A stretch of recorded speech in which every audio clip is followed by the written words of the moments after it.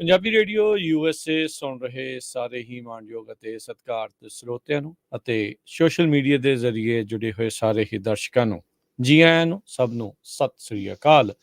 ਖਬਰ ਤੇ ਨਜ਼ਰ ਪ੍ਰੋਗਰਾਮ ਲੈ ਕੇ ਹਾਜ਼ਰ ਹੋ ਚੁੱਕੇ ਹਾਂ। ਆਪਣੇ ਨਾਲ ਪੰਜਾਬ ਤੋਂ ਇਸ ਟਾਈਮ ਜੁੜ ਚੁੱਕੇ ਨੇ ਦੀਪਕ ਸ਼ਰਮਾ ਚਨਾਥਲ ਜੀ। ਦੀਪਕ ਜੀ, ਜੀ ਆਇਆਂ ਨੂੰ, ਸਵਾਗਤ ਹੈ। ਸਤਿ ਸ੍ਰੀ ਅਕਾਲ। ਸਤਿ ਸ਼੍ਰੀ ਅਕਾਲ ਰਾਜਕਰਨਵੀਰ ਜੀ ਤੇ ਸਾਰੇ ਦਰਸ਼ਕਾਂ ਨੂੰ, ਸਰੋਤਿਆਂ ਨੂੰ ਮੇਰੀ ਪਿਆਰ ਭਰੀ ਸਤਿ ਸ਼੍ਰੀ ਅਕਾਲ। ਸਾਡੇ ਅੱਜ ਦੇ ਇਸ ਪ੍ਰੋਗਰਾਮ ਨੂੰ ਤੁਹਾਡੇ ਸਾਰਿਆਂ ਤੱਕ ਪਹੁੰਚਾਉਣ 'ਚ ਸਹਿਯੋਗ ਕਰਦੇ ਨੇ ਖਾਲਸਾ ਇੰਸ਼ੋਰੈਂਸ ਏਜੰਸੀ, ਜਿਨ੍ਹਾਂ ਦੇ ਕੋਲੋਂ ਤੁਸੀਂ ਹਰ ਇੱਕ ਤਰੀਕੇ ਦੀ ਇੰਸ਼ੋਰੈਂਸ ਕਰਵਾ ਸਕਦੇ ਹੋ। ਇੰਸ਼ੋਰੈਂਸ ਬਾਰੇ ਪਤਾ ਕਰਨ ਲਈ ਕਾਲ ਕਰ ਸਕਦੇ ਹੋ ਨੰਬਰ 408-272-2500। ਮੈਡੀਕੇਅਰ ਦੇ ਲਈ ਅਪਲਾਈ ਕਰਨਾ ਚਾਹੁੰਦੇ ਹੋ, ਚੱਲ ਰਹੇ ਮੈਡੀਕੇਅਰ ਦੇ ਵਿੱਚ ਤਬਦੀਲੀ ਕਰਵਾਉਣਾ ਚਾਹੁੰਦੇ ਹੋ, ਵੱਖ-ਵੱਖ ਪਲਾਨਸ ਬਾਰੇ ਜਾਣਕਾਰੀ ਹਾਸਿਲ ਕਰਨੀ ਹੈ, home insurance, commercial insurance, worker comp, health insurance, life insurance ਦੇ ਲਈ ਇਹਨਾਂ ਦੇ ਨਾਲ ਸੰਪਰਕ ਕਰੋ 408-272-2500 ਦੇ ਉੱਤੇ। US ਇਮੀਗ੍ਰੇਸ਼ਨ ਦਾ ਹੋਵੇ ਕਿਸੇ ਵੀ ਤਰੀਕੇ ਦਾ ਕੰਮ, ਕਾਲ ਅਟਰਨੀ ਜੇਟਰ ਕੀਣਾ 415-909-0503। ਗੁਰਦੀਪ ਸਿੰਘ ਵਿਰਦੀ, ਕਲੋਵਿਸ, ਸਤਨਾਮ ਸਿੰਘ ਸ਼ੇਰਗਿੱਲ, ਸੈਲਮਾ, ਜਗਤਾਰ ਸਿੰਘ ਅਨੰਦਪੁਰੀ, ਫਰੀਮੌਂਟ, ਮਨਦੀਪ ਸਿੰਘ, ਮਨਜੀਤ ਸਿੰਘ, ਸੈਨ ਹੋਜ਼ੇ। ਇਹਨਾਂ ਸਾਰਿਆਂ ਦਾ ਧੰਨਵਾਦ। ਜੇਕਰ ਤੁਸੀਂ ਜਾਂ ਕੋਈ ਹੋਰ ਕਾਰੋਬਾਰ ਇਸ ਪ੍ਰੋਗਰਾਮ ਨੂੰ ਸਪਾਂਸਰ ਕਰਨਾ ਚਾਹੁੰਦੇ ਹੋ, ਸੰਪਰਕ ਕਰ ਸਕਦੇ ਹੋ 408-722-7698 ਦੇ ਉੱਤੇ। ਦੀਪਕ ਜੀ, ਗੱਲਬਾਤ ਦਾ ਸਿਲਸਿਲਾ ਜਿਹੜਾ ਆ ਉਹ ਆਪਾਂ ਸ਼ੁਰੂ ਕਰਦੇ ਹਾਂ। ਕੀ ਕੁਛ ਚੱਲ ਰਿਹਾ ਆ ਮੁਲਕ ਭਰ ਦੇ ਵਿੱਚ, ਪੰਜਾਬ ਦੇ ਵਿੱਚ ਖਾਸ ਕਰਕੇ, ਉਸ ਦੇ ਉੱਤੇ ਆਪਾਂ ਨਜ਼ਰ ਰੱਖਦੇ ਹਾਂ। ਆਮ ਆਦਮੀ ਪਾਰਟੀ ਇੱਕ ਅਜਿਹੀ ਪਾਰਟੀ ਜਿਹੜੀ ਕਹਿੰਦੀ ਸੀ ਅਸੀਂ ਸੱਤਾ ਨੂੰ ਬਦਲਣਾ, ਸਿਆਸਤ ਨੂੰ ਬਦਲਣਾ ਆ, ਅਸੀਂ ਲੋਕਾਂ ਦੇ ਵਿੱਚ ਵਿਚਰਨ ਦਾ ਜਾਂ ਜਿੱਦਾਂ ਪਹਿਲਾਂ ਕਰਦੇ ਸੀ ਉਹਦੇ ਨਾਲੋਂ ਵੱਖਰਾ ਕਰਾਂਗੇ। ਪਰ ਆਹ ਜਿਹੜੀ ਖਬਰ ਆਈ ਆ, ਇਸ ਨੇ ਸਾਰਿਆਂ ਨੂੰ ਭੁਚੱਕੇ ਵੀ ਕਰ ਦਿੱਤਾ ਤੇ ਨਾਲ ਦੇ ਨਾਲ ਸਵਾਲ ਵੀ ਆ। ਆਮ ਆਦਮੀ ਕਹਿੰਦੇ ਕੇਜਰੀਵਾਲ ਨੇ ਘਰ ਦੀ ਮੁਰੰਮਤ ਤੇ 45 ਕਰੋੜ ਖਰਚ ਤੇ। ਬਿਲਕੁਲ ਜੀ, ਬੜੀ ਹੈਰਾਨੀ ਵਾਲੀ ਖਬਰ ਸਾਹਮਣੇ ਆਉਂਦੀ ਆ। RTI ਐਕਸਪਰਟ ਨੇ ਆਪਣਾ ਮਾਨਕ ਗੋਇਲ, ਮੈਂ ਉਹਨਾਂ ਦੇ ਪੇਜ ਤੇ ਵੀ ਪੜ੍ਹ ਰਿਹਾ ਸੀ, ਬੀਜੇਪੀ ਖੁੱਲ੍ਹੇਆਮ ਦੋਸ਼ ਲਾ ਰਹੀ ਆ, ਪ੍ਰੈਸ ਕਾਨਫਰੰਸ ਕਰਕੇ, ਕਮੈਂਟ ਕਰਕੇ, ਹੈ ਨਾ, ਟਵੀਟ ਕਰਕੇ, ਕਾਂਗਰਸ ਉਹਦੀ ਪੈਰਵੀ ਕਰ ਰਹੀ ਆ। ਤੇ ਇਹ ਸਾਰੀਆਂ ਧਿਰਾਂ ਜਾਂ ਮੀਡੀਆ ਰਿਪੋਰਟਾਂ ਕੁਝ ਇਹ ਦਮ ਭਰ ਰਹੀਆਂ ਨੇ। ਮੈਂ ਵੱਖ-ਵੱਖ ਮੀਡੀਆ ਰਿਪੋਰਟਾਂ ਦੇ ਹਵਾਲੇ ਨਾਲ ਇਹ ਸਾਰੇ ਅੰਕੜੇ ਇਕੱਠੇ ਕਰ ਰਿਹਾ ਸੀ, ਤਾਂ ਮੈਂ ਦੇਖ ਰਿਹਾ ਸੀ ਕਿ ਸਾਰੀਆਂ ਇਹ ਚੀਜ਼ਾਂ ਦਮ ਭਰ ਰਹੀਆਂ ਨੇ ਕਿ ਆਮ ਆਦਮੀ ਪਾਰਟੀ ਦੇ ਸੁਪਰੀਮੋ ਅਰਵਿੰਦ ਕੇਜਰੀਵਾਲ, ਉਹਨਾਂ ਨੇ ਆਪਣੇ ਸਰਕਾਰੀ ਬੰਗਲੇ ਦੀ ਮੁਰੰਮਤ ਦੇ ਉੱਤੇ 45 ਕਰੋੜ ਰੁਪਈਆ ਖਰਚਿਆ। ਮਤਲਬ ਇਹ ਸਰੋਤੇ ਦਰਸ਼ਕ ਜਰਾ ਗੌਰ ਕਰਨ ਕਿ ਬਣਾਉਣ ਤੇ ਨਹੀਂ ਖਰਚਿਆ ਮਕਾਨ ਦੇ, ਮਕਾਨ ਦੀ ਮੁਰੰਮਤ ਤੇ ਖਰਚਿਆ, ਔਰ 45 ਲੱਖ ਨਹੀਂ ਖਰਚਿਆ, 45 ਕਰੋੜ ਖਰਚਿਆ। ਇਹ ਮੁਰੰਮਤ ਹੈ। ਸੋ ਇਸ ਲਈ, ਪਰ ਦੂਏ ਪਾਸੇ ਜਿੱਦਾਂ ਹੀ ਇਹ ਸਵਾਲ ਖੜਾ ਹੋਇਆ, ਖਾਸ ਕਰਕੇ ਬੀਜੇਪੀ ਦੇ ਹਵਾਲੇ ਨਾਲ ਇਹ ਸਵਾਲ ਆਇਆ, ਤੇ ਆਮ ਆਦਮੀ ਪਾਰਟੀ ਨੇ ਇਹਦਾ ਜਵਾਬ ਦੇਣ ਦੀ ਬਜਾਏ ਉਲਟਾ ਉਹਨਾਂ ਨੂੰ ਸਵਾਲ ਕਰ ਲਿਆ ਕਿ ਤੁਸੀਂ ਸਵਾਲ ਕਰੋਗੇ, ਤੁਸੀਂ ਤਾਂ ਪ੍ਰਧਾਨ ਮੰਤਰੀ ਦੇ ਮਕਾਨ ਦੇ ਉੱਤੇ 500 ਕਰੋੜ ਰੁਪਈਆ ਖਰਚਿਆ, ਤੁਹਾਡਾ ਤਾਂ ਪ੍ਰਧਾਨ ਮੰਤਰੀ ਨੇ 8400 ਕਰੋੜ ਦਾ ਜਹਾਜ਼ ਲਿਆ। ਸੋ ਇਸ ਲਈ ਉਹ ਤਾਨੋ ਮਿਹਣੀ ਸ਼ੁਰੂ ਹੋ ਗਏ। ਇਹ ਨਹੀਂ ਦੱਸਿਆ ਕਿ ਹਾਂ ਮਤਲਬ ਕਿ ਸਾਡੀਆਂ ਜਿਹੜੀਆਂ ਖਾਮੀਆਂ ਨੇ ਉਹਦਾ ਕਾਰਨ ਕੀ ਆ। ਉਹ ਕਹਿੰਦੇ ਕਿ ਇੱਕ ਬੰਦਾ ਪਿੰਡ ਦੀ ਸੱਥ ਦੇ ਵਿੱਚ ਦੂਏ ਬੰਦੇ ਨੂੰ ਪੁੱਛਦਾ, ਕਹਿੰਦਾ ਯਾਰ ਕੱਲ ਤੁਹਾਡੀ ਬੇਬੇ ਦੁਪਹਿਰੇ 2 ਵਜੇ ਰੂੜੀਆਂ ਤੇ ਕੀ ਕਰਦੀ ਫਿਰਦੀ ਸੀ? ਉਹ ਕਹਿੰਦਾ ਤੈਨੂੰ ਕਿਹਨੇ ਦੱਸਿਆ? ਕਹਿੰਦਾ ਮੇਰੀ ਬੇਬੇ ਨੇ ਦੇਖਿਆ ਸੀ। ਕਹਿੰਦਾ ਫਿਰ ਤੇਰੀ ਬੇਬੇ ਕੀ ਕਰਨ ਗਈ ਸੀ ਉੱਥੇ? ਸੋ ਇਸ ਲਈ ਉਹ ਹਾਲ ਹੈ ਕਿ ਉਹ ਉਹਨੂੰ ਭੰਡੀ ਜਾਂਦਾ, ਉਹਨੂੰ ਜਵਾਬ ਦੇਈ ਜਾਂਦਾ, ਪਰ ਦੋਏ ਲੋਕਾਂ ਨੂੰ ਜਵਾਬ ਨਹੀਂ ਦਿੰਦੇ। ਲਓ, ਮੈਂ ਦੋਵਾਂ ਦੇ ਹਵਾਲੇ ਨਾਲ ਕੁਝ ਅੰਕੜੇ ਰੱਖ ਦੇਣਾ ਤੁਹਾਡੇ ਸਾਹਮਣੇ। ਜਿਹੜੀ ਰਿਪੋਰਟ ਸਾਹਮਣੇ ਆਈ, ਕਿੰਨਾ ਕੁ ਮਤਲਬ ਕਿ ਇਹ ਆਮ ਆਦਮੀ ਵਾਲਾ ਵਰਤਾਰਾ ਹੈ। ਇੱਕ ਪਾਸੇ ਉਹ ਕਹਿੰਦੇ ਅਸੀਂ ਆਮ ਆਦਮੀ ਆ, ਦੂਏ ਪਾਸੇ ਕਹਿੰਦੇ ਮੈਂ ਫਕੀਰ ਆ, ਝੋਲਾ ਚੱਕ ਕੇ ਚਲਾ ਜਾਊਂਗਾ। ਇਹ ਦੋਵਾਂ ਦੇ ਹਵਾਲੇ ਨੇ। ਲਓ ਜੀ, ਬਕਾਇਦਾ ਤੌਰ ਦੇ ਉੱਤੇ ਭਾਰਤੀ ਜਨਤਾ ਪਾਰਟੀ ਦੇ ਦਿੱਲੀ ਦੇ ਪ੍ਰਧਾਨ ਨੇ ਵਰਿੰਦਰ ਸਚਦੇਵਾ, ਉਹਨਾਂ ਨੇ ਦਾਅਵਾ ਕੀਤਾ ਕਿ ਕੇਜਰੀਵਾਲ ਦੇ ਸਰਕਾਰੀ ਬੰਗਲੇ ਉੱਤੇ ਉਹਦੀ ਨਵੀਨੀਕਰਨ ਦੇ ਲਈ, ਉਹਦੀ ਮੁਰੰਮਤ ਦੇ ਲਈ ਬਕਾਇਦਾ 45 ਕਰੋੜ ਰੁਪਈਆ ਖਰਚਿਆ ਗਿਆ। ਤੇ ਉਹਦੇ ਜਵਾਬ ਵਜੋਂ ਆਮ ਆਦਮੀ ਪਾਰਟੀ ਨੇ ਬੀਜੇਪੀ ਨੂੰ ਸਵਾਲ ਕੀਤਾ, ਕਹਿੰਦੇ ਜੀ ਤੁਸੀਂ ਸਾਨੂੰ ਇਹ ਦੱਸ ਦਿਓ ਕਿ ਪ੍ਰਧਾਨ ਮੰਤਰੀ ਨਰਿੰਦਰ ਮੋਦੀ ਹੋਰੀ ਦੇ ਉਹਨਾਂ ਦੇ ਮਕਾਨ ਦੇ ਉੱਤੇ ਜਿਹੜਾ 500 ਕਰੋੜ ਖਰਚਿਆ ਸੀ ਉਹ ਕੀ ਸੀ? ਕਹਿੰਦੇ ਜੀ 8400 ਕਰੋੜ ਦਾ ਜਿਹੜਾ ਜਹਾਜ਼ ਖਰੀਦਿਆ ਸੀ ਉਹ ਕੀ ਸੀ ਜੀ? ਕਹਿੰਦੇ ਜੀ ਐਂ ਦੱਸ ਦਿਓ 12 ਕਰੋੜ ਦੀ ਕਾਰ 'ਚ ਬੈਠ ਕੇ ਤੁਰਦੇ ਨੇ ਪ੍ਰਧਾਨ ਮੰਤਰੀ ਮੋਦੀ, ਉਹ 12 ਕਰੋੜ ਦੀ ਕਾਰ ਕੀ ਹੈ। ਕਹਿੰਦੇ ਜੀ ਐਂ ਦੱਸ ਦਿਓ ਕਿ 1.25 ਲੱਖ ਦਾ ਪੈਨ ਨਾਲ ਲਿਖਦੇ ਨੇ, 1.25 ਲੱਖ ਦੇ ਪੈਨ ਨਾਲ। ਹੋਰ ਛੱਡੋ, ਕਹਿੰਦੇ 10 ਲੱਖ ਦਾ ਸੂਟ ਪਾਉਂਦੇ ਨੇ। ਕਹਿੰਦੇ ਜੀ 1.5 ਲੱਖ ਦੀ ਐਨਕ ਲਾਉਂਦੇ ਨੇ ਮੋਦੀ, ਇਹਦਾ ਜਵਾਬ ਦੇ ਦਿਓ। ਸੋ ਇਸ ਲਈ ਇੱਕ ਦੂਜੇ ਨੂੰ ਸਵਾਲ ਜਵਾਬ ਹੋਣ ਲੱਗੇ। ਤਾਂ ਮੈਂ ਤਾਂ ਹੀ ਸਵਾਲ ਕਰ ਰਿਹਾ ਕਿ ਰਾਜਕਰਨ ਜੀ, ਸਵਾਲ ਤਾਂ ਇਹ ਹੈ ਕਿ ਉਹ ਕਹਿੰਦਾ ਮੈਂ ਆਮ ਆਦਮੀ ਆ, ਉਹ ਕਹਿੰਦਾ ਮੈਂ ਫਕੀਰ ਆ। ਆਮ ਆਦਮੀ ਦੇ ਘਰੇ 8-8 ਲੱਖ ਦਾ ਇੱਕ ਪਰਦਾ ਲੱਗਿਆ। ਵਾਓ। ਆ 45 ਕਰੋੜ ਜਿਹੜਾ ਖਰਚ ਹੋਇਆ, ਉਸ 45 ਕਰੋੜ ਦੇ ਦੌਰਾਨ ਕਹਿੰਦੇ ਉਹ 45 ਕਰੋੜ ਖਰਚਣ ਦੇ ਵਿੱਚੋਂ 23 ਪਰਦੇ ਖਰੀਦੇ ਨੇ ਜੀ ਕਹਿੰਦੇ। ਤੇ 23 ਪਰਦਿਆਂ ਤੇ 184 ਲੱਖ ਰੁਪਇਆ ਖਰਚਿਆ। 8-8 ਲੱਖ ਦਾ ਇੱਕ ਪਰਦਾ ਆਇਆ ਕਹਿੰਦੇ। ਬੱਲੇ ਬੱਲੇ। ਆ ਲਓ ਜੀ, ਆਹ ਹਿਸਾਬ ਹੈ। ਹੁਣ ਤੁਸੀਂ ਮੋਟਾ ਜਿਹਾ ਮੈਂ ਤੁਹਾਡੇ ਮੂਹਰੇ ਤੱਥ ਰੱਖਦਾ, ਫਿਰ ਆਪਾਂ ਕੱਲੀ ਕੱਲੀ ਚੀਜ਼ ਤੇ ਵੀ ਆ ਜਾਾਂਗੇ ਥੋੜੇ ਜਿਹੇ ਜੀ। ਸਭ ਤੋਂ ਪਹਿਲਾਂ ਕਹਿੰਦੇ ਜੀ ਜਿਹੜਾ ਪੱਥਰ ਹੈ, ਮਾਰਬਲ ਹੈ, ਉਹ ਆਮ ਪੱਥਰ ਮਾਰਬਲ ਨੀਗਾ, ਬੇਅੰਤ ਨਾਮ ਤੋਂ ਮੰਗਾਇਆ ਜੀ ਕਹਿੰਦੇ। ਠੀਕ ਹੈ। ਉੱਥੋਂ ਆਇਆ ਤੇ 6 ਕਰੋੜ ਤੋਂ ਵੱਧ ਦਾ ਪੱਥਰ ਆਇਆ ਜੀ ਕਹਿੰਦੇ। 6 ਕਰੋੜ 2 ਲੱਖ ਤਾਂ ਕਹਿੰਦੇ ਜੀ ਪੱਥਰ ਤੇ ਮਾਰਬਲ ਤੇ ਖਰਚਤਾ। ਅੱਗੇ ਆ ਜਾਓ, ਸਜਾਵਟ ਦੇ ਉੱਤੇ, ਜਿਹਨੂੰ ਇੰਟੀਰੀਅਰ ਡੈਕੋਰੇਸ਼ਨ ਕਹਿੰਦੇ ਨੇ, ਕੀ ਕਹਿੰਦੇ ਨੇ, ਕੁਛ ਇਹੋ ਜਿਹਾ ਕੁਛ, ਉਹ ਸਜਾਵਟ, ਇਹੋ ਜਿਹੇ ਸਜਾਵਟ ਦੇ ਉੱਤੇ ਹੀ 11 ਕਰੋੜ ਰੁਪਇਆ ਖਰਚਿਆ ਜਨਾਬ। ਬੱਲੇ। ਚਲੋ ਅੱਗੇ ਆ ਜਾਓ, ਇਹਦਾ ਬਿਜਲੀ ਦੀ ਫਿਟਿੰਗ ਵੀ ਕਰਾਈ ਆ, ਹਲੇ ਉਹ ਟੂਟੀਆਂ ਪਾਈਪਾਂ ਦਾ ਹਿਸਾਬ ਨਹੀਂ ਮਿਲਿਆ, ਉਹ ਵੀ ਖਾਸਾ ਮਹਿੰਗਾ ਹੋਊਗਾ। ਬਿਜਲੀ ਦੀ ਫਿਟਿੰਗ ਹੈ ਜਿਹੜੀ, ਕਹਿੰਦੇ ਉਹ 3 ਕਰੋੜ ਦੇ ਕਰੀਬ ਪਈ ਆ ਜੀ। 2 ਕਰੋੜ 85 ਲੱਖ ਦੇ ਵਿੱਚ ਬਿਜਲੀ ਦੀ ਫਿਟਿੰਗ ਹੋਈ ਆ। ਤਾਰਾਂ ਸੋਨੇ ਦੀਆਂ? ਮੈਂ ਪਤਾ ਨਹੀਂ ਜੀ, ਹੋ ਸਕਦਾ ਹੋਣ, ਆਮ ਆਦਮੀ ਹੈ, ਅਗਲਾ ਕੁਝ ਵੀ ਪਵਾ ਸਕਦਾ। ਚਲੋ ਅੱਗੇ ਆ ਜਾਓ ਜੀ। ਕਹਿੰਦੇ ਜੀ ਜਿਹੜਾ ਅੱਗ ਬੁਝਾਊ ਯੰਤਰ ਨੇ, ਉਹਦੇ ਲਈ ਜਿਹੜੀ ਫਿਟਿੰਗ ਕਰਾਈ ਆ, ਸਾਰਾ ਕੁਝ ਅੱਗ ਬੁਝਾਊ ਯੰਤਰਾਂ ਲਈ ਸਾਰੇ ਬੰਗਲੇ 'ਚ, ਸਰਕਾਰੀ ਬੰਗਲੇ 'ਚ, ਉਹ 2.5 ਕਰੋੜ ਤੋਂ ਵੱਧ ਪਈ ਹੈ ਜੀ। 2 ਕਰੋੜ 58 ਲੱਖ 'ਚ ਅੱਗ ਬੁਝਾਊ ਯੰਤਰਾਂ ਦੀ ਫਿਟਿੰਗ ਹੋਈ ਹੈ ਜਨਾਬ। ਹੋਰ ਛੱਡੋ, ਰਸੋਈ ਦੇ ਲਈ ਜਿਹੜੇ ਉਹ ਚਮਚੇ, ਕਾਂਟੇ, ਜੇ ਉਹ ਹੈ ਨਾ, ਜਾਲੀਆਂ ਛਾਲੀਆਂ, ਜੇ ਉਹ ਸਾਰਾ ਸਮਾਨ, ਉਹ ਵੀ 1 ਕਰੋੜ ਤੋਂ ਵੱਧ ਆਇਆ ਜੀ। 1 ਕਰੋੜ 1 ਲੱਖ ਦਾ ਆਇਆ। ਇਹ ਉਹ ਸਮਾਨ ਹੈ। ਵੈਸੇ ਰਸੋਈ ਦੇ ਨਵੀਨੀਕਰਨ ਦੇ 63 ਲੱਖ ਲਾਏ ਨੇ ਜੀ। ਹਾਂਜੀ। ਤੇ ਇਸੇ ਤਰ੍ਹਾਂ ਆ ਜਿਹੜਾ ਇੰਟੀਰੀਅਰ ਅੰਦਰ ਸਜਾਵਟੀ ਕੰਮ ਹੋਇਆ ਜਿਹੜਾ, ਉਹਦੇ ਲਈ ਫਿਰ ਸਲਾਹਕਾਰ ਵੀ ਰੱਖਿਆ ਸੀ ਕੋਈ, ਉਹ ਸਲਾਹਕਾਰ ਨੂੰ ਵੀ 1 ਕਰੋੜ ਦਿੱਤਾ। ਅੱਛਾ ਜੀ। ਹੁਣ ਆ ਜੋ ਥੋੜਾ ਜਿਹਾ ਹੋਰ ਮਤਲਬ ਇਹਨੂੰ ਵਿਸਤਾਰ ਨਾਲ ਜੇ ਸਮਝਣਾ ਹੋਵੇ, 23 ਪਰਦੇ ਖਰੀਦੇ ਨੇ, 8-8 ਲੱਖ ਦਾ ਇੱਕ ਪਰਦਾ ਪਿਆ, 184 ਲੱਖ ਰੁਪਈਆ ਪਰਦਿਆਂ ਤੇ ਖਰਚਤਾ। 40 ਲੱਖ ਦੀਆਂ ਅਲਮਾਰੀਆਂ ਆਈਆਂ। ਹੁਣ ਮੈਨੂੰ ਨਹੀਂ ਪਤਾ ਇਹ ਅਲਮਾਰੀਆਂ ਕਾਹਦੀਆਂ ਨੇ ਜਨਾਬ। ਮੈਂ ਮਾਨਕ ਗੋਇਲ ਦੇ ਪੇਜ ਤੋਂ ਇਹ ਅੰਕੜੇ ਪੜ੍ਹ ਰਿਹਾ ਸੀ, ਮੀਡੀਆ ਰਿਪੋਰਟਾਂ ਮੈਂ ਵੱਖ-ਵੱਖ ਫਰੋਲੀਆਂ ਨੇ, ਮੈਂ ਕੁਝ ਬੀਜੇਪੀ ਦੇ ਬਿਆਨ, ਕੁਝ ਸੰਜੇ ਸਿੰਘ ਆਮ ਆਦਮੀ ਪਾਰਟੀ ਦੇ ਬਿਆਨ, ਉਹ ਸਾਰਿਆਂ ਦੇ ਹਵਾਲੇ ਨਾਲ। ਅਲਮਾਰੀਆਂ ਤੇ ਕਹਿੰਦੇ 40 ਲੱਖ ਰੁਪਇਆ ਖਰਚਿਆ। ਰਸੋਈ ਨੂੰ ਨਵਿਆਉਣ ਤੇ 63 ਲੱਖ ਖਰਚਿਆ, ਤੇ ਰਸੋਈ 'ਚ ਸਮਾਨ ਲਿਆਉਣ ਦੇ ਲਈ 1 ਕਰੋੜ 1 ਲੱਖ ਰੁਪਇਆ ਖਰਚਿਆ। ਹੋਰ ਛੱਡੋ, ਕੰਧਾਂ ਤੇ ਪੇਂਟਿੰਗ ਕਰਵਾਈ ਹੈ, ਕਹਿੰਦੇ ਬੜੀ ਸਪੈਸ਼ਲ ਪੇਂਟਿੰਗ ਹੈ ਜੀ। 5 ਕਰੋੜ ਰੁਪਏ 'ਚ ਪੇਂਟਿੰਗ ਲੱਗੀਆਂ ਨੇ ਕੰਧਾਂ ਤੇ, 5 ਕਰੋੜ ਰੁਪਈਆ। ਇਸੇ ਤਰ੍ਹਾਂ ਪੱਥਰ ਮਾਰਬਲ ਦੀ ਆਪਾਂ ਗੱਲ ਕਰ ਚੁੱਕੇ, ਕਿੱਥੋਂ ਲਿਆਂਦਾ। ਹੁਣ ਇਹ ਸਾਰਾ ਕੁਝ ਸਰਕਾਰੀ ਬੰਗਲੇ ਤੇ ਖਰਚ ਹੋਇਆ ਜੀ। ਉਹ ਸਰਕਾਰੀ ਬੰਗਲਾ ਜਿਹਦੀ ਗੱਲ ਕਰਦੇ ਹੁੰਦੇ ਸੀ, ਬਕਾਇਦਾ ਪੋਸਟਰ ਵੰਡੇ ਨੇ ਆਮ ਆਦਮੀ ਪਾਰਟੀ ਨੇ ਚੋਣਾਂ ਤੋਂ ਪਹਿਲਾਂ ਜੀ, ਕਿ ਸਾਡਾ ਪ੍ਰਧਾਨ ਮੁੱਖ ਮੰਤਰੀ ਜੇਕਰ ਬਣ ਗਿਆ ਅਰਵਿੰਦ ਕੇਜਰੀਵਾਲ, ਤਾਂ 2 ਕਮਰਿਆਂ ਦੇ ਮਕਾਨ 'ਚ ਰਹੂਗਾ। ਨਾ ਅਸੀਂ ਲਾਲ ਬੱਤੀ ਲਈਏ, ਨਾ ਅਸੀਂ ਗੱਡੀ ਲਈਏ, ਨਾ ਅਸੀਂ ਸੁਰੱਖਿਆ ਦਸਤੇ ਲਈਏ, ਨਾ ਅਸੀਂ ਇਹ ਤਾਮਝਾਮ ਲਈਏ। ਇਹ VIP ਪਣਾ ਕਿਉਂ? ਉਹ ਬੰਦਾ ਜਿਹੜਾ ਕਹਿੰਦਾ ਮੈਂ ਆਮ ਆਦਮੀ ਆ, ਵੈਗਨਰ ਕਾਰ 'ਚ ਚੱਲਦਾ ਤੇ ਆ ਰੋਟੀ ਵਾਲਾ ਡੱਬਾ ਘਰੋਂ ਲੈ ਕੇ ਆਉਣਾ, ਰਾਹ 'ਚ ਰੁਕ ਕੇ ਖਾਣਾ, ਤੇ ਉਹ ਬੰਦੇ ਦੇ ਲਈ ਉਹਦੇ ਮਕਾਨ ਦੀ ਰਿਪੇਅਰ ਦੇ ਉੱਤੇ 45 ਲੱਖ ਨਹੀਂ 45 ਕਰੋੜ ਖਰਚ ਹੋ ਗਿਆ ਜੀ। ਇਹ ਤੁਹਾਡੀ ਗੱਲ ਦਰੁਸਤ ਹੈ ਕਿ ਕੰਧਾਂ ਸ਼ੀਸ਼ੇ ਦੀਆਂ ਨੇ, ਜਾਂ ਸੋਨੇ ਦੀਆਂ ਨੇ, ਜਾਂ ਇੱਟਾਂ ਦੀਆਂ ਨੇ, ਜਾਂ ਮਿੱਟੀ ਦੀਆਂ ਨੇ, ਕਾਹਦੀਆਂ ਨੇ? ਉਹ 45 ਕਰੋੜ, ਮਤਲਬ ਇੰਨੇ 'ਚ ਤਾਂ ਪੂਰਾ ਪਿੰਡ ਬਸ ਜਾਵੇ। ਬਿਲਕੁਲ ਜੀ। ਚਲੋ ਫਿਰ ਇਹਦੀ ਹੁਣ ਜਵਾਬ ਤਲਬੀ ਸ਼ੁਰੂ ਹੋ ਗਈ, ਬਹਿਸਬਾਜ਼ੀ ਸ਼ੁਰੂ ਹੋ ਗਈ। ਸੋ ਇਹ ਸਾਰੀ ਬਹਿਸਬਾਜ਼ੀ ਦੇ ਵਿੱਚ ਆਮ ਆਦਮੀ ਪਾਰਟੀ ਨੇ ਜਿੰਨੀ ਕੁ ਸਫਾਈ ਦਿੱਤੀ ਜੀ, ਉਹ ਸਫਾਈ ਦਿੱਤੀ। ਕਹਿੰਦੇ ਜੀ ਇਹ ਸਰਕਾਰੀ ਬੰਗਲਾ ਨਾ 80 ਸਾਲ ਪੁਰਾਣਾ। ਓਕੇ। ਤੇ ਜੀ ਇਹਦੇ ਇੱਕ ਕਮਰੇ 'ਚ, ਜਿਹਦੇ ਵਿੱਚ ਕੇਜਰੀਵਾਲ ਦੇ ਮਾਤਾ ਪਿਤਾ ਰਹਿੰਦੇ ਨੇ, ਇੱਕ ਦਿਨ ਉਹਦੀ ਛੱਤ ਡਿੱਗ ਗਈ। ਉਹ ਜਿਵੇਂ ਟੁੱਟ ਕੇ ਪਲਸਤਰ ਡਿੱਗ ਗਿਆ ਜਾਂ ਕੁਝ ਡਿੱਗ ਗਿਆ, ਹੈ ਨਾ। ਇਸੇ ਤਰ੍ਹਾਂ ਕਹਿੰਦੇ ਜਿਹੜਾ ਇੱਕ ਗੈਸਟ ਰੂਮ ਹੈ ਉਹਦੀ ਵੀ ਹੋਈ ਤੇ ਕੇਜਰੀਵਾਲ ਦੇ ਇੱਕ ਕਮਰੇ ਦੀ ਵੀ ਹੋ ਗਈ ਸੀਐਮ ਹਾਊਸ ਦਾ, ਮਤਲਬ ਉਹਦਾ ਸੀਐਮ ਲਈ ਜਿਹੜੇ ਕਮਰੇ ਅਲਾਟ ਸੀ ਉਹਨਾਂ ਚੋਂ।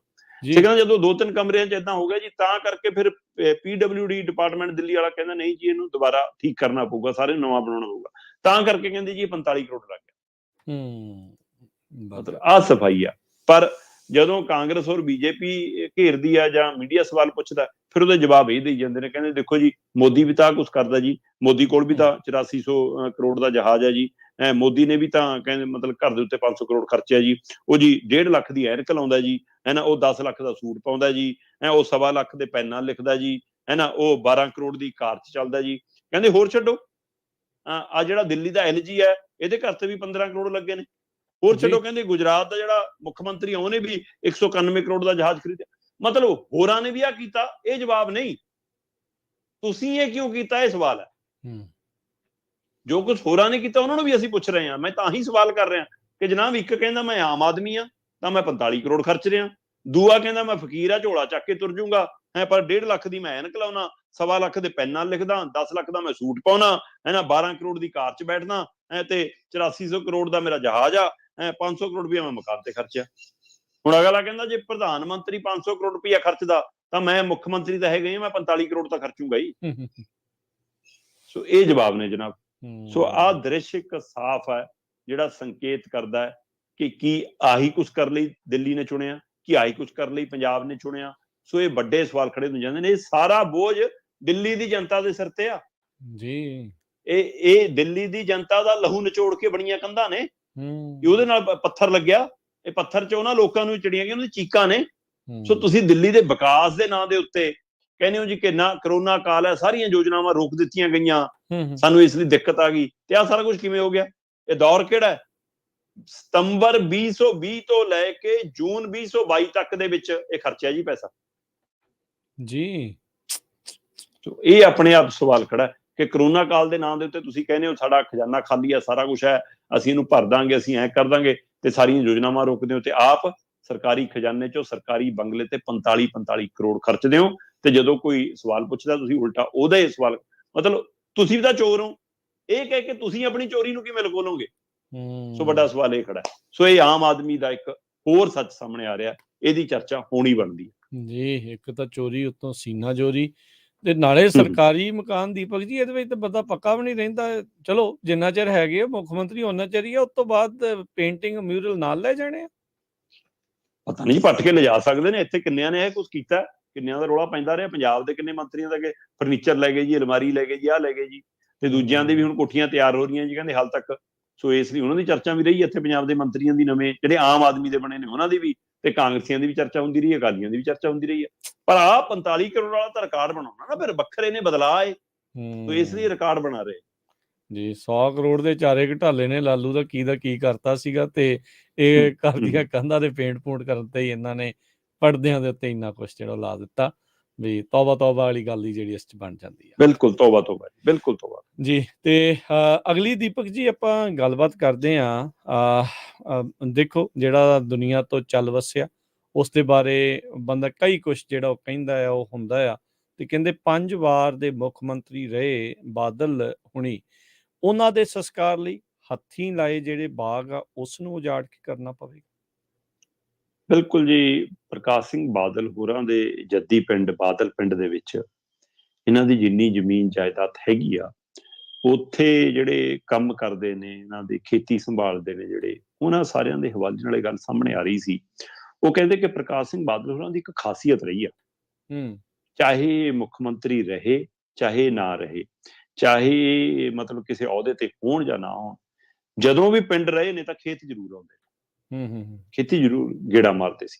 ਤੇ ਉਹ ਉਸੇ ਖੇਤਾਂ ਦੇ ਵਿੱਚੋਂ ਇੱਕ ਥਾਂ ਚੁਣ ਕੇ ਇਹਨਾਂ ਨੇ ਉਚੇਚੇ ਆਪਣੀ ਇੱਛਾ ਨਾਲ ਇੱਕ ਬਾਗ ਲਵਾਇਆ ਕਿੰਨੂਆਂ ਦਾ ਜੀ।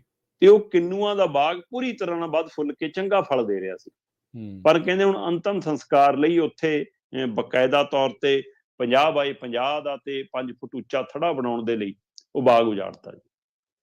ਸੋ ਪ੍ਰਕਾਸ਼ ਸਿੰਘ ਬਾਦਲ ਦਾ ਹੱਥੀ ਲਾਇਆ ਬਾਗ ਹੁਣ ਉੱਜੜ ਗਿਆ ਜੀ। ਹੁਣ ਇਹ ਕਿੰਨੂਆਂ ਦਾ ਬਾਗ ਹੈ ਜਾਂ ਅਕਾਲੀ ਦਲ ਵਾਲਾ ਬਾਗ ਹੈ, ਕਿਹੜਾ ਬਾਗ ਉੱਜੜ ਗਿਆ? ਇਹ ਜੀ ਪਾਰਟੀ ਨੂੰ ਵੀ ਸੋਚ ਲੈਣਾ ਚਾਹੀਦਾ। ਚਲੋ, ਪਰ ਇਹ ਦੁਰਸਤ ਹੈ ਕਿ ਉਹ ਥਾਂ ਚੁਣੀ ਹੈ ਕਿ ਉੱਥੇ ਬਕਾਇਦਾ ਥੜਾ ਲਾ ਕੇ ਵੱਡਾ ਥਾਂ ਬਣਾ ਕੇ ਅੱਜ ਉਹਦਾ ਅੰਤਮ ਸੰਸਕਾਰ ਕੀਤਾ ਜਾਣਾ। ਕੱਲ 10:30 ਵਜੇ ਤੋਂ ਬਾਅਦ ਉਹਨਾਂ ਨੂੰ 28 ਸੈਕਟਰ ਦੇ ਜਿਹੜਾ ਅਕਾਲੀ ਦਲ ਦਾ ਦਫ਼ਤਰ ਹੈ ਉੱਥੇ ਲਿਆਂਦਾ ਗਿਆ ਸੀ, ਤੇ ਸਮਾਂ ਤਾਂ ਇਹ ਸੀਗਾ ਕਿ 10 ਤੋਂ 12 ਰੱਖਣਾ, ਪਰ ਫੋਰਟਿਸ ਤੋਂ ਨਿਕਲਦੇ ਹੋਈ 10:30 ਹੋ ਗਏ ਸੀ ਤੇ 11 ਕੁ ਵਜੇ ਉੱਥੇ ਪਹੁੰਚੇ ਤੇ ਫਿਰ 1 ਵਜੇ ਤੱਕ ਲਗਭਗ ਉੱਥੇ ਰੱਖੇ, ਕਿਉਂਕਿ ਪ੍ਰਧਾਨ ਮੰਤਰੀ 12:30 ਵਜੇ ਤੋਂ ਬਾਅਦ ਆਉਂਦੇ ਨੇ। 12:40 ਦੇ ਕਰੀਬ ਨਰਿੰਦਰ ਮੋਦੀ ਉੱਥੇ ਪਹੁੰਚਦੇ ਨੇ ਤੇ ਉਹ ਸ਼ਰਧਾ ਦੇ ਫੁੱਲ ਭੇਟ ਕਰਦੇ ਨੇ, ਸੁਖਬੀਰ ਨੂੰ ਮਿਲਦੇ ਨੇ, ਬਾਕੀ ਲੀਡਰਾਂ ਨਾਲ ਫਤਿਹ ਦੀ ਸਾਂਝ ਪਾਉਂਦੇ ਨੇ ਤੇ 8 ਮਿੰਟ ਪਰਿਵਾਰ ਨਾਲ ਦੁੱਖ ਵੰਡਾ ਕੇ ਵਾਪਸ ਚਲੇ ਜਾਂਦੇ ਨੇ। ਇਹੋ ਨਹੀਂ, ਮਤਲਬ ਲੰਬੀ ਸੂਚੀ ਹੈ। ਜੇਕਰ ਆਪਾਂ ਗੱਲ ਕਰੀਏ ਤਾਂ ਜੀ ਹਰਿਆਣਾ ਦੇ ਮੁੱਖ ਮੰਤਰੀ ਵੀ ਆਏ ਨੇ, ਹਨਾ, ਮਤਲਬ ਵੱਡੀ ਖਾਸੀ ਵੱਡੀ ਸੂਚੀ ਹੈ। ਮੈਂ ਦੇਖ ਰਿਹਾ ਸੀਗਾ ਹਰਿਆਣਾ ਦੇ ਮੁੱਖ ਮੰਤਰੀ ਵੀ ਨੇ, ਗੁਰਦਾਸ ਮਾਨ ਵੀ ਹੈ, ਬੀਬੀ ਜਗੀਰ ਕੌਰ ਵੀ ਹੈ ਨਾ, ਪੱਠਲ ਵੀ ਹੈ, ਪ੍ਰਨੀਤ ਕੌਰ ਵੀ ਹੈ ਨਾ, ਤੇ ਅਸ਼ਵਨੀ ਸ਼ਰਮਾ ਵੀ ਹੈ। ਚੌਟਾਲਾ ਤਾਂ ਮਤਲਬ ਅੱਖਾਂ ਭਰੀਆਂ ਚੌਟਾਲੇ ਹੋਰ ਦੀਆਂ। ਮਨਪ੍ਰੀਤ ਬਾਦਲ ਨੂੰ ਗੱਲ ਲੱਗ ਕੇ ਸੁਖਬੀਰ ਦੇ ਔਰ ਬਾਦਲ ਸਾਹਿਬ ਨੂੰ ਦੇਖਦਿਆਂ ਰੋਂਦਿਆਂ ਦੇਖਿਆ ਗਿਆ ਕਾਸਾ, ਕਿਉਂਕਿ ਮਨਪ੍ਰੀਤ ਬਾਦਲ ਦਾ ਸਿਆਸੀ ਪਿਤਾ ਤਾਂ ਪ੍ਰਕਾਸ਼ ਸਿੰਘ ਬਾਦਲ ਨੇ, ਇਹਦੇ ਵਿੱਚ ਕੋਈ ਦੋ ਰਾਏ ਨਹੀਂ। ਉਹਨਾਂ ਨੂੰ ਅੱਜ ਜਿਸ ਲੀਹ ਤੇ ਤੋਰ ਨਾਲ, ਸੋ ਇਸੇ ਤਰ੍ਹਾਂ ਫਿਰ ਪ੍ਰਤਾਪ ਬਾਜਵਾ ਸਰਕਾਰ ਵੱਲੋਂ, ਹਰਪਾਲ ਚੀਮਾ ਤੇ ਹਰਜੋਤ ਬੈਂਸ ਹੋਰੀ, ਹੈ ਨਾ, ਇਹ ਸਾਰੇ ਮਤਲਬ ਹੋਰ ਕਿੰਨੇ ਹੀ ਲੀਡਰ, ਲੰਬੀ ਲਿਸਟ ਹੈ। ਤੇ ਅੱਜ ਵੀ ਪਤਾ ਲੱਗ ਰਿਹਾ ਕਿ ਅੱਜ ਮੁੱਖ ਮੰਤਰੀ ਭਗਵੰਤ ਮਾਨ ਹੋਰੀ, ਹੈ ਨਾ, ਅਸ਼ੋਕ ਗਹਿਲੋਤ ਹੋਰੀ, ਰਾਜਸਥਾਨ ਵਾਲੇ, ਹਿਮਾਚਲ ਦੇ ਮੌਜੂਦਾ ਜਾਂ ਸਾਬਕਾ ਮੁੱਖ ਮੰਤਰੀ, ਉਹ ਵੀ ਪਹੁੰਚ ਸਕਦੇ ਨੇ। ਹੋਰ ਕਿੰਨੇ ਹੀ ਲੀਡਰ ਵੱਖ ਵੱਖ, ਕੱਲ ਵੀ ਸੋਮ ਪ੍ਰਕਾਸ਼ ਹੋਰੀ ਵੀ ਪਹੁੰਚੇ ਹੋਏ ਸੀਗੇ।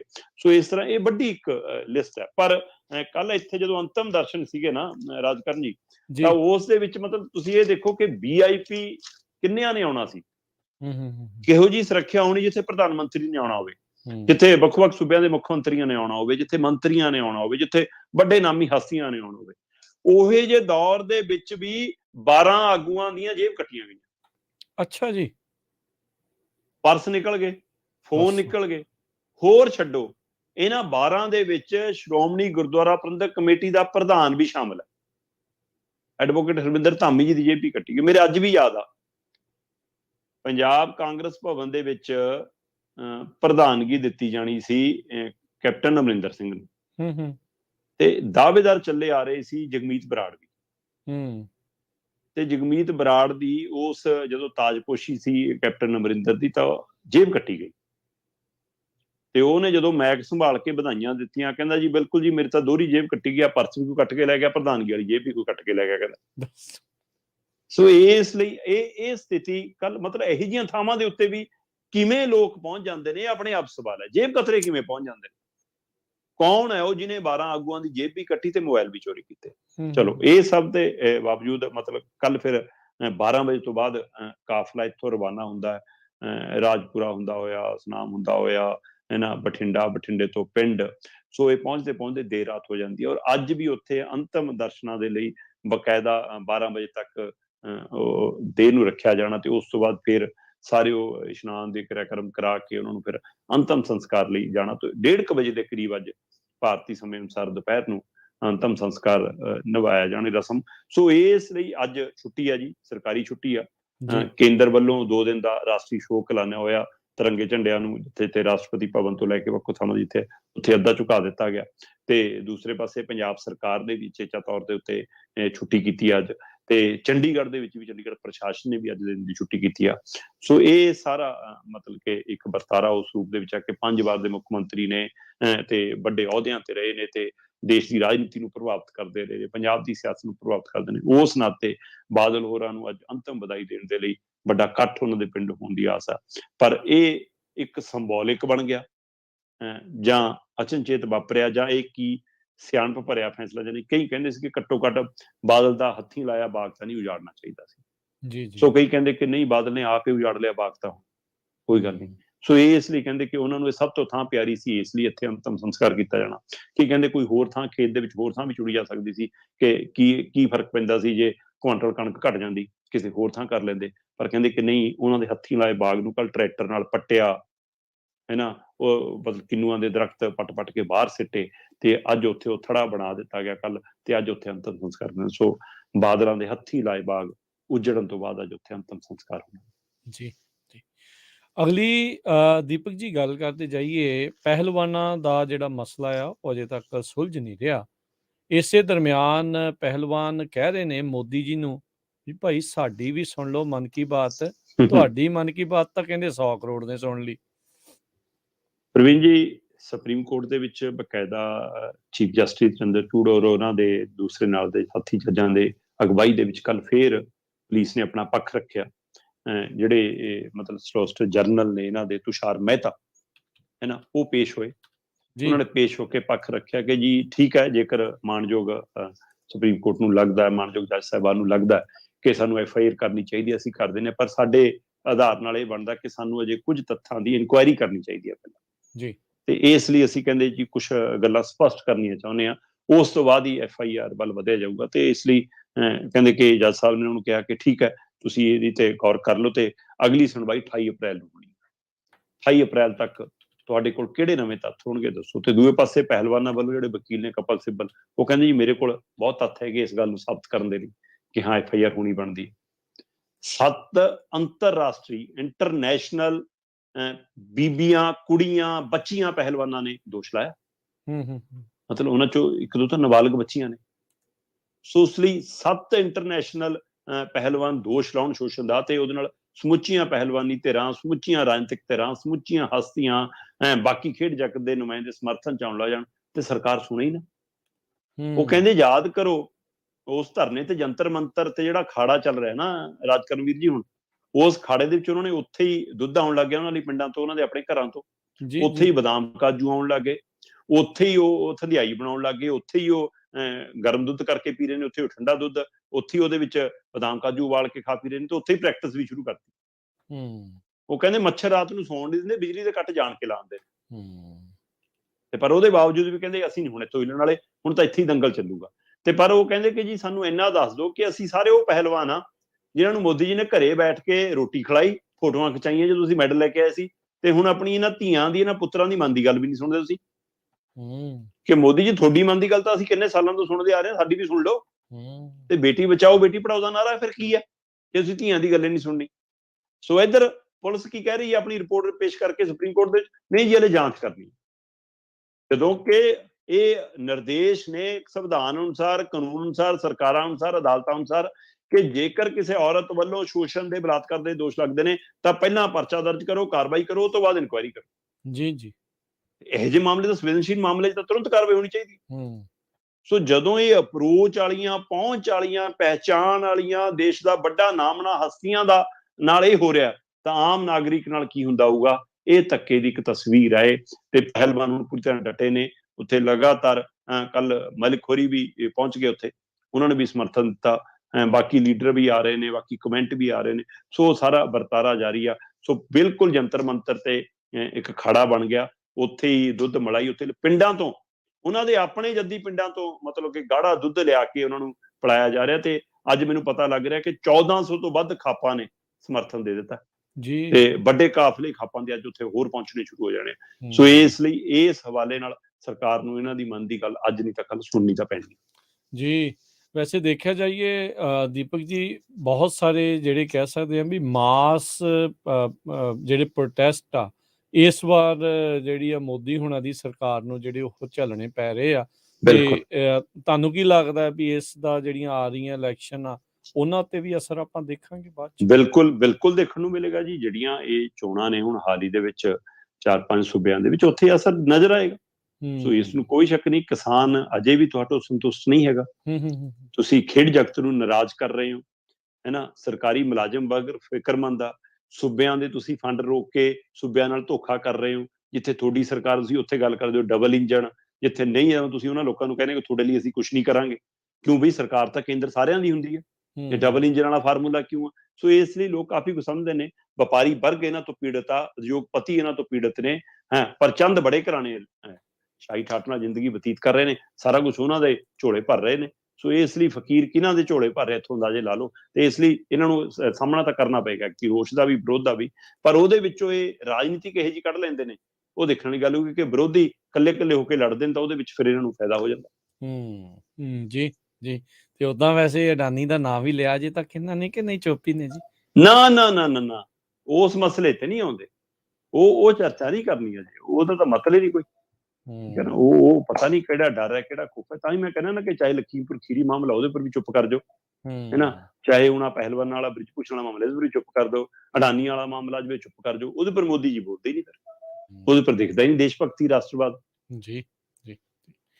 ਅਗਲੀ ਆਪਾਂ ਦੀਪਕ ਜੀ ਗੱਲ ਕਰਦੇ ਜਾਈਏ, ਫਰੀਦਕੋਟ ਬੇਅਦਬੀ ਕਾਂਡ ਦੇ ਆਰੋਪੀ ਨੇ ਬਲੇਡ ਨਾਲ ਹੀ ਕਹਿੰਦੇ ਵੱਢ ਲਿਆ ਆਪਣਾ ਗਲਾ।